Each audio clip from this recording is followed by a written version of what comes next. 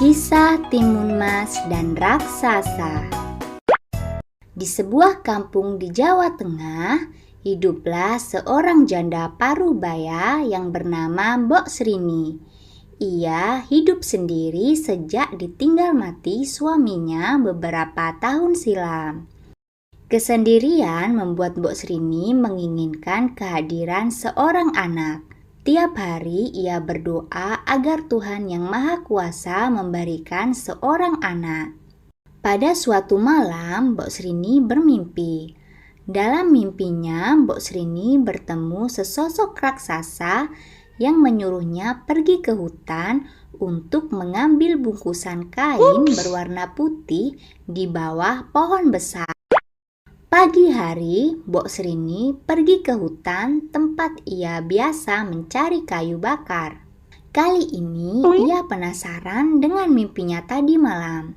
Sesampainya di bawah pohon besar, ia menemukan bungkusan kain kecil berwarna putih berisi biji mentimun.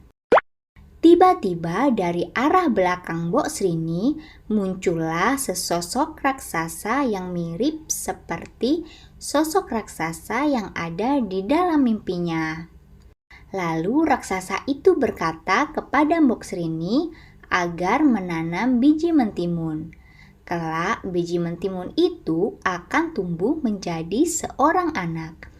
Jika sudah dewasa, serahkanlah anak itu kembali untuk menjadi santapan.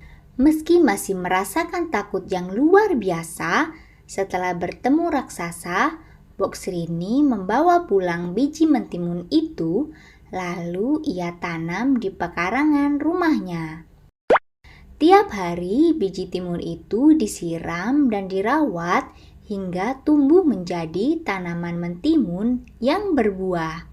Anehnya, buahnya hanya satu, berwarna kuning keemasan dan terus membesar hingga mencapai seukuran bayi manusia. Lalu Mbok Srini memetik buah mentimun yang sudah matang itu untuk dibawa ke dalam rumah. Setelah dibuka, ternyata di dalam buah mentimun terdapat bayi perempuan. Mbok Srini lantas memberi nama bayi tersebut dengan nama Timun Mas. Timun Mas tumbuh menjadi gadis yang cantik, cerdas, dan baik hati. Saking sayangnya kepada Timun Mas, Mbok Srini lupa bahwa ia harus menyerahkan Timun Mas kepada raksasa yang jahat untuk dijadikan santapan. Akhirnya tibalah waktu raksasa jahat mendatangi Mbok Srini. Raksasa jahat meminta agar Timun Mas segera diserahkan kepadanya.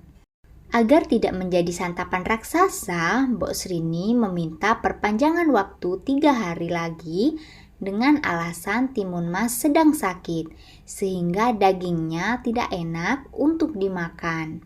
Raksasa menuruti permintaan Mbok Srini dan menunggu hingga 3 hari. Jika sampai 3 hari Timun Mas tidak diserahkan, maka Mbok Srini yang harus menjadi gantinya. Mbok Srini lalu pergi meminta bantuan petapa sakti yang tinggal di atas gunung. Petapa sakti bersedia membantu Mbok Srini dengan menyerahkan 3 bungkusan. Bungkusan itu berisi biji semangka, jarum, dan petis. 3 hari berlalu, raksasa jahat kembali lagi menemui Mbok Srini untuk meminta Timun Mas agar diserahkan kepadanya.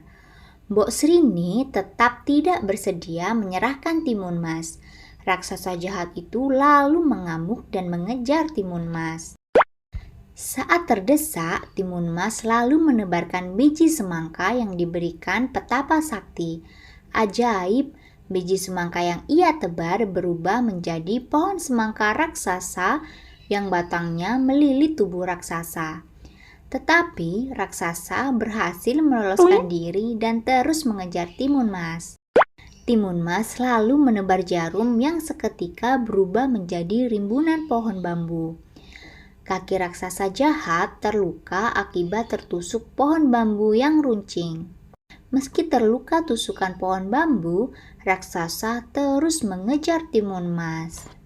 Lalu Timun Mas membuka bungkusan terakhir pemberian petapa sakti. Bungkusan itu berisi petis. Setelah dituang ke tanah, petis berubah menjadi lautan lumpur panas yang merendam tubuh raksasa hingga menemui ajalnya. Timun Mas akhirnya selamat dari terkaman raksasa jahat. Bersama Mbok Srini, Timun Mas akhirnya hidup bahagia. Hikmah adalah Jangan mudah berjanji kepada orang lain tentang sesuatu hal yang tidak bisa kita tepati. Jadilah orang baik yang tidak mudah membuat janji-janji serta mengingkari janji.